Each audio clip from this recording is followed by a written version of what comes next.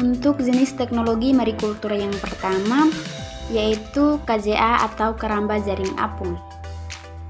Nah, keramba jaring apung sendiri merupakan cara budidaya yang dapat dilakukan di laut, di sungai maupun di danau.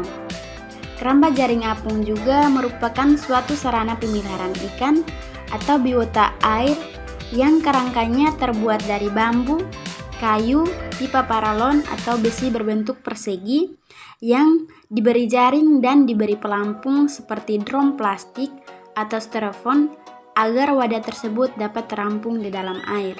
Nah, untuk jenis ikan yang dibudidayakan dalam KJA adalah jenis ikan kerapu tikus. Mengapa demikian? Karena selain memiliki nilai ekonomis tinggi, ikan kerapu tikus juga mempunyai daging yang lezat, bergizi tinggi, dan mengandung asam lemak tak jenuh. Salah satu kelebihan menggunakan KJA adalah karena dapat dipelihara pada kepadatan yang tinggi tanpa kekurangan oksigen. Selain itu juga dapat mempermudah proses penyortiran, mempercepat proses panen, dan menjaga benih dari predator lain, mengurangi tingkat penyebaran penyakit. Nah, untuk kekurangan dari KJA sendiri adalah yang pertama butuh modal tambahan, yang kedua tambahan pakan, dan yang ketiga harus melakukan pengecekan jaring.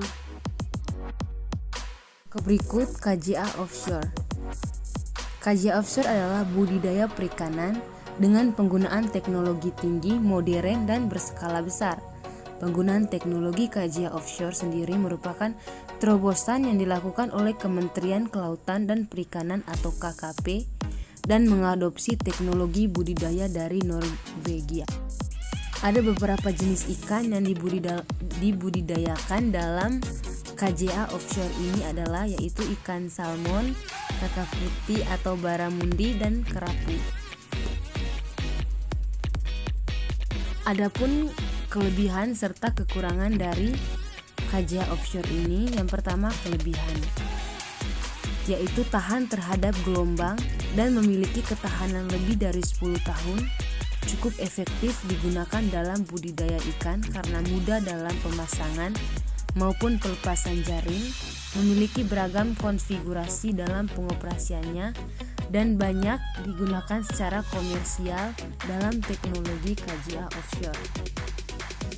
Adapun kekurangan dari KJA offshore ini yaitu membutuhkan biaya tambahan untuk produksi dan harus melakukan pengecekan jaring apung offshore. Keramba jaring tancap merupakan jaring kantong berbentuk persegi yang dipasang pada kerangka bambu atau kayu yang ditancap pada dasar perairan. Pasang kayu atau bambu tancap rapat seperti pagar atau hanya dipasang di bagian sudut kantong jaring. Yang berikut jenis ikan yang dibudidayakan di keramba jaring tancap adalah ikan patin.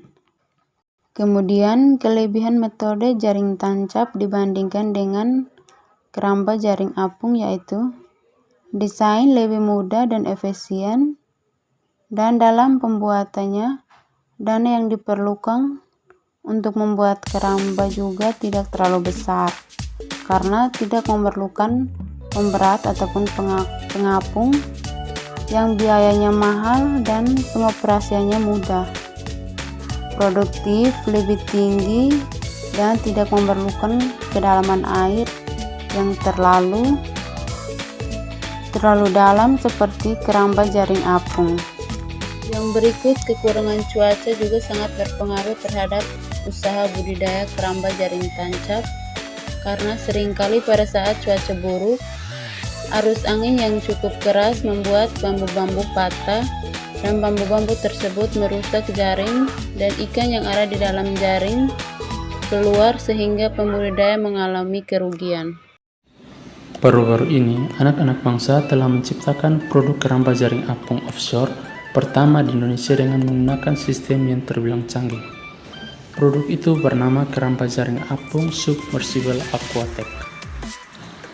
KJA Submersible Aquatech merupakan keramba jaring apung pertama buatan Indonesia yang berdiameter 25,5 meter dengan keliling lingkaran 80 meter yang berfungsi untuk memelihara ikan laut dengan jarak dari bibir pantai lebih dari 2 km.